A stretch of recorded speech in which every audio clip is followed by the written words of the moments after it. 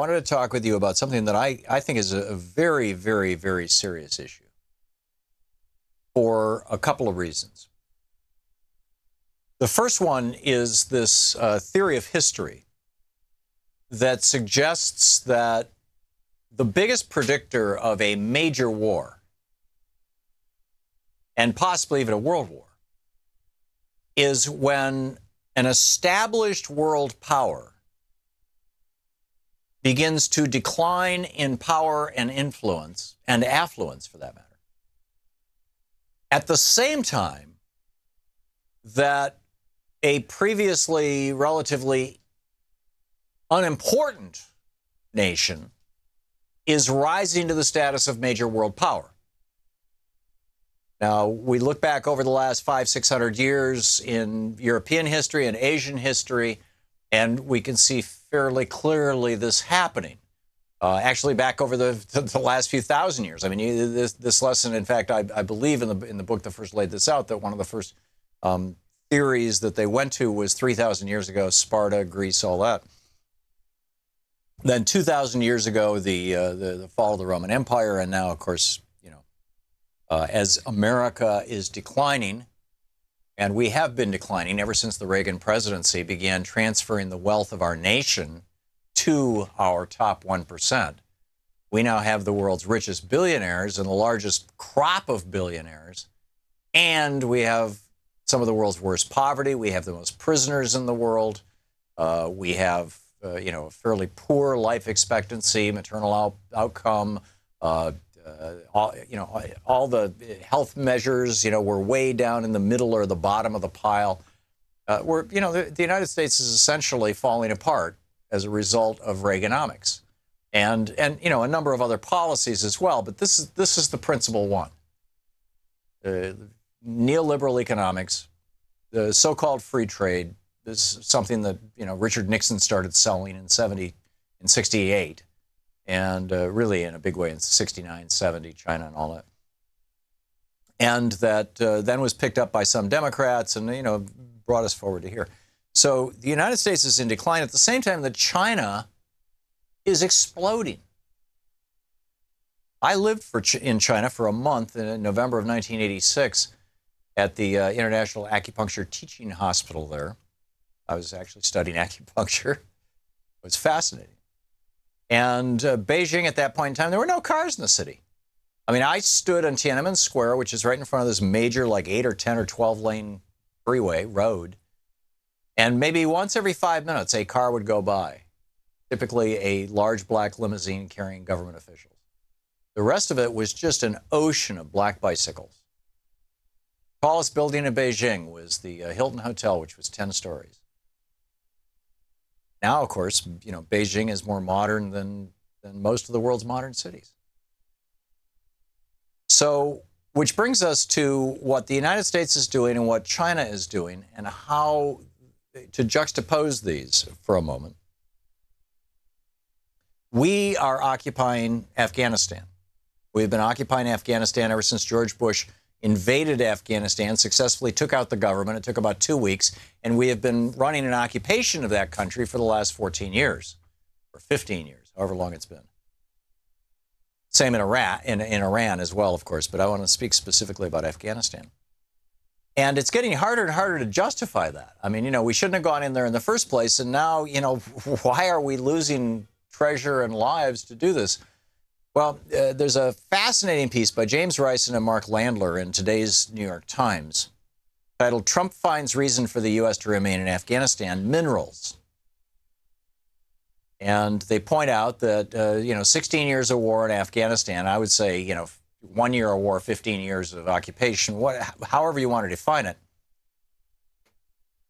So President Trump, searching for a reason to keep the United States in Afghanistan after 16 years of war, has latched onto a prospect that tantalized previous administrations: Afghanistan's vast mineral wealth, which his advisors and Afghan officials have told him could be profitably extracted by Western companies. Oh, so we should continue the occupation of Afghanistan because we might be able to steal their wealth. Well, that's a very Trumpian idea. Mr. Trump has discussed the country's mineral deposits with President Ashraf Ghani, who who promoted mining as an economic opportunity in one of their first conversations. Mr. Trump, who is deeply skeptical about sending more American troops to Afghanistan, has suggested that this could be the one justification for the United States to stay engaged in that country. Stephen A. Feinberg, a billionaire financier who is informally advising Mr. Trump in Afghanistan, is also looking into ways to exploit the country's minerals. Oh, jeez. Save us. God save us. So here's this billionaire who is Trump's Afghanistan whisperer. And the article goes on to say, Mr. Feinberg owns a large military contracting firm, DynCorp International, which could play a role in guarding mines in Afghanistan. A major concern, given that some of Afghanistan's richest deposits are in areas controlled by the Taliban. In 2010, American officials estimated that Afghanistan had untapped mineral deposits worth nearly $1 trillion.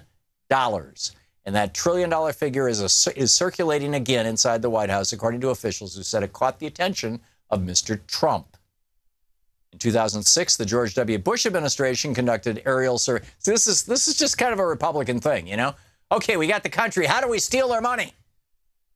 In 2006, the George W. Bush administration conducted aerial surveys of the country to map its mineral resources. Under President Barack Obama, the Pentagon set up a task force to try to build a mining industry in Afghanistan. Now, to his credit, under Obama, the let's build a mining industry in Afghanistan was like, let's build an indigenous mining industry. Under Trump and under Bush, it was, let's bring in the American mining companies.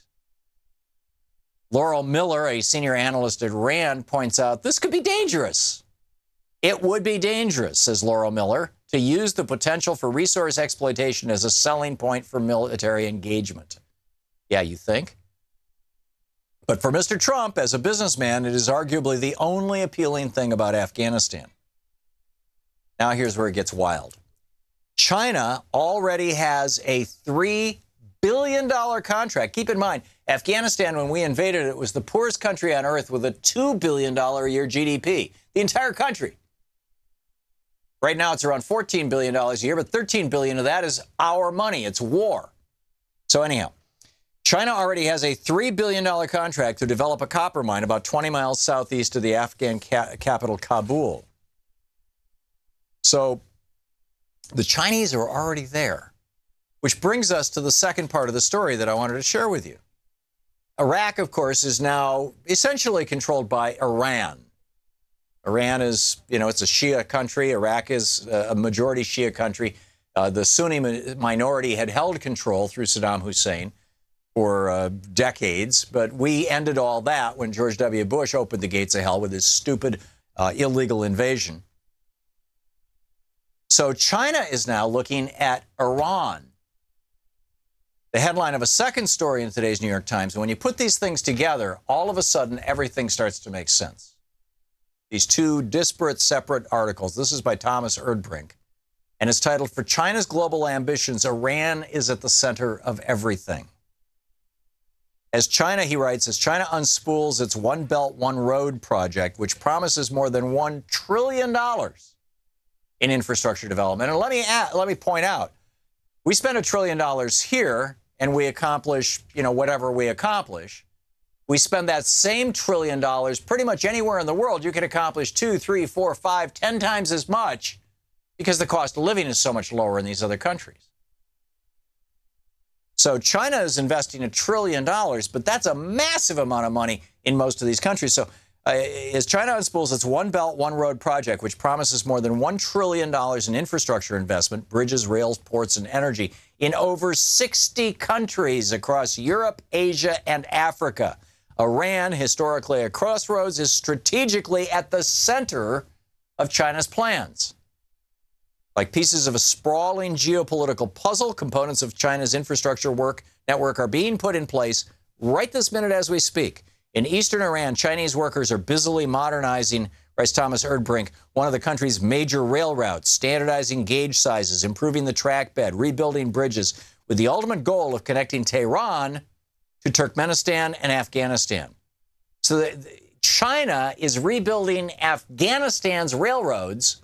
We can't even rebuild the Northeast Corridor so that Amtrak can run a train without, you know, pitching you all over the inside of the train. Because, you know, of course, we privatized our rail beds. So even if we wanted to, we couldn't.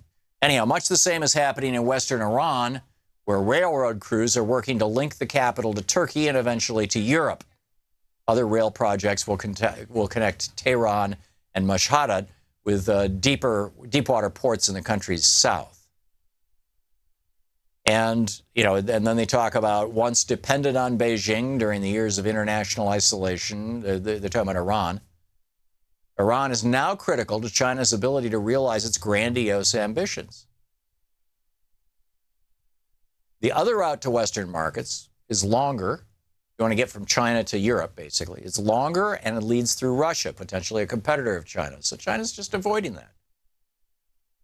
So China's going to be in the catbird seat. And this is where I bring this back to the original point that I made, which is not in either of these articles, which is that the thing that most frequently causes international wars, world wars, major conflicts, is the rise of one major power while another major power is declining.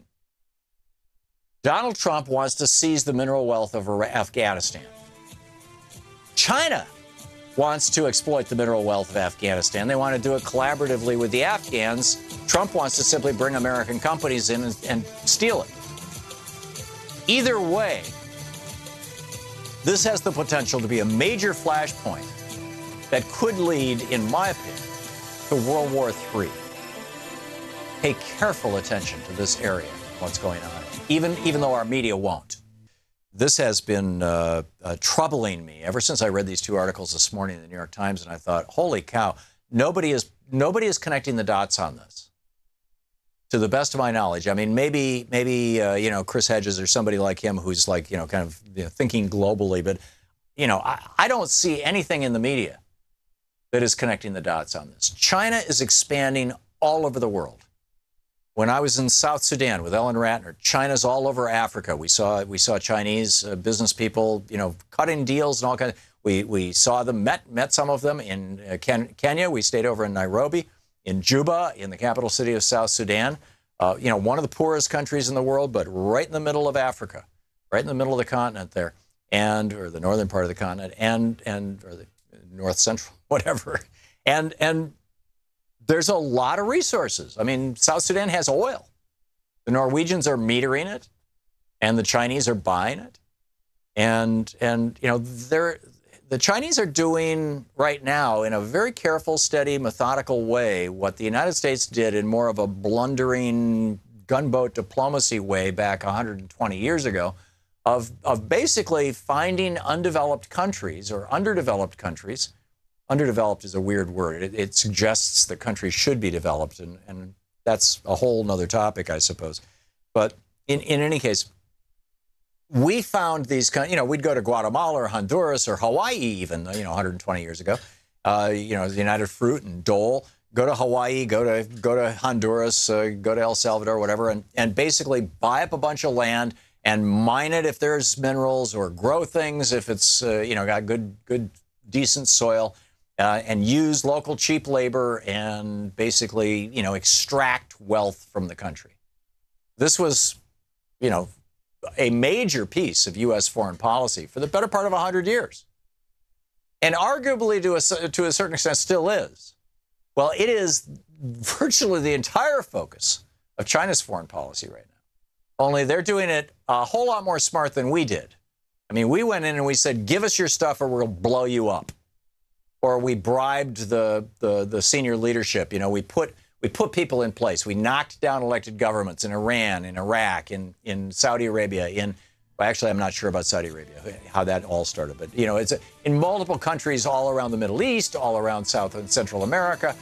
We went in and we actually altered governments in order to give ourselves and our businesses an advantage. China instead is going in and saying, you can keep your country, you can keep your political system. We don't care. We're not ideologues. We just want business partners. And we'll loan you the money to make it happen. And they're going for it.